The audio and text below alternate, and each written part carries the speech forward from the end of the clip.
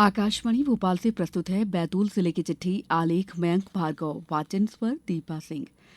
सतपुड़ा सुरम्य वादियों में बसे आदिवासी बाहुल्य बैतूल जिले के लिए आज केंद्रीय स्वास्थ्य मंत्री जेपी नड्डा और मुख्यमंत्री डॉक्टर मोहन यादव बैतूल में पीपीपी मोड पर स्वीकृत मेडिकल कॉलेज का शिलान्यास और भूमि पूजन करेंगे।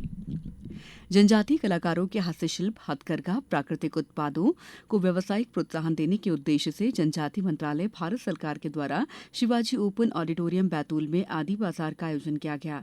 इस आयोजन का शुभारंभ केंद्रीय राज्य मंत्री जनजातीय कार्य दुर्गादास उइके, प्रदेश अध्यक्ष विधायक बैतूल हेमंत खंडेलवाल द्वारा किया गया। केंद्रीय राज्य मंत्री दुर्गादास उइके ने कहा कि प्रधानमंत्री नरेंद्र मोदी के नेतृत्व में भारत स्वर्णिम और आत्मनिर्भर राष्ट्र बनने की दिशा में निरंतर गतिशील है। विधायक और प्रदेश अध्यक्ष हेमंत खंडेलवाल ने कहा है कि देश भर के जनजातीय कारीगरों द्वारा निर्मित विशिष्ट और पारंपरिक उत्पादों के प्रोत्साहन और विक्रय के लिए एक सशक्त मंच मिलना अपने आप में बड़ी उपलब्धि है।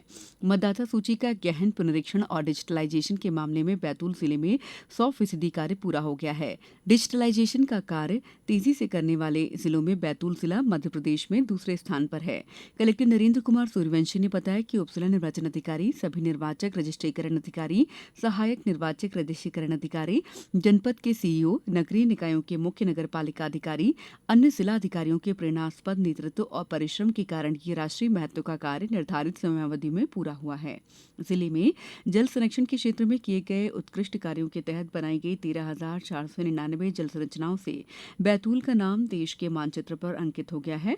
वेस्टर्न जोन में बैतूल तीसरे स्थान पर आया है। इस उपलब्धि के लिए जिला पंचायत सीईओ अक्षत जैन को केंद्र सरकार के जल शक्ति मंत्रालय नई दिल्ली द्वारा 25 लाख रुपए की राशि दी गई है।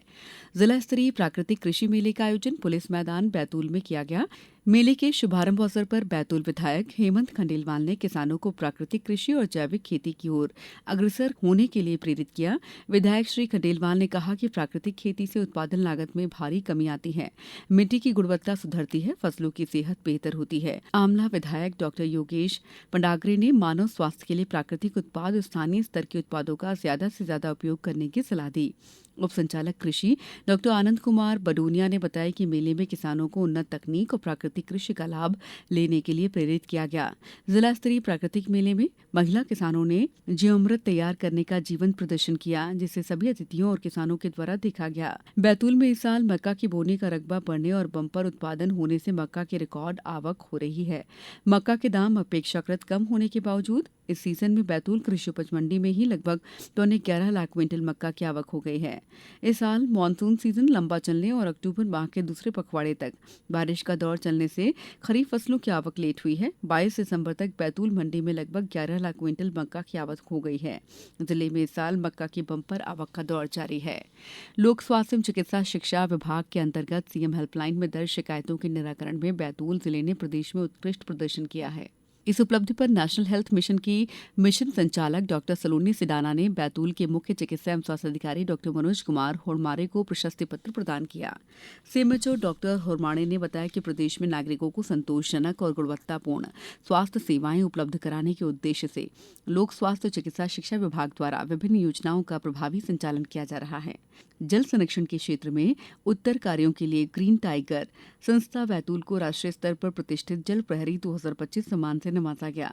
ग्रीन टाइगर संस्था के प्रमुख तरुण वैद को नई दिल्ली में आयोजित गरिमामय समारोह में केंद्रीय जल शक्ति मंत्री सीआर पाटिल द्वारा जल प्रहरी सम्मान से नवाजा गया।